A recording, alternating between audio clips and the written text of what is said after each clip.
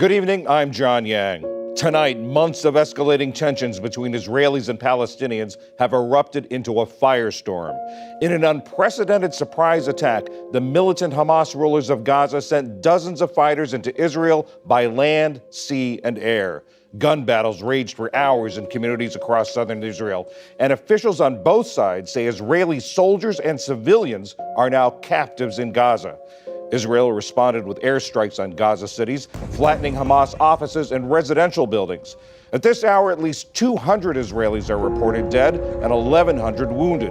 Palestinian officials say at least 198 Palestinians are dead and 1,600 wounded, most from fighting in Israel. Tonight, special correspondent Nurit Ben is in Tel Aviv, and we should warn you that some of the images in her report are disturbing.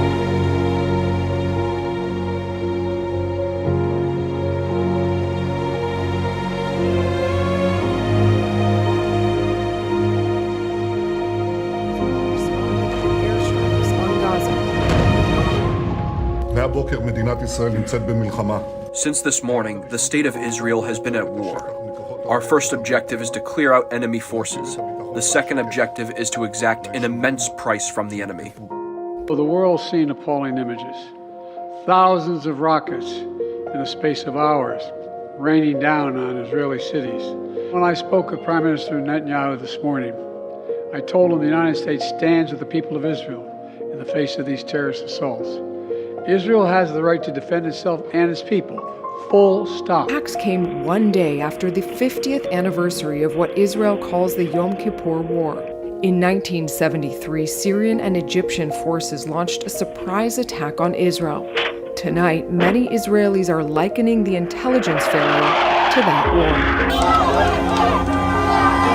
war. Today, Hamas supporters celebrated the attacks as Commander Mohammed Deif urged Palestinians everywhere to fight. As you also mentioned, the rocket fire, we've been hearing that recently, late into this evening.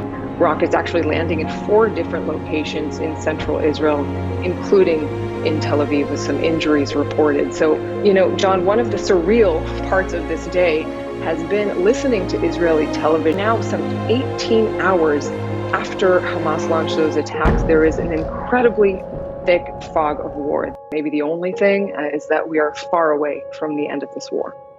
Nurit Ben in Tel Aviv on a day to remember in Israel. Nurit, thank you very much, and please stay safe.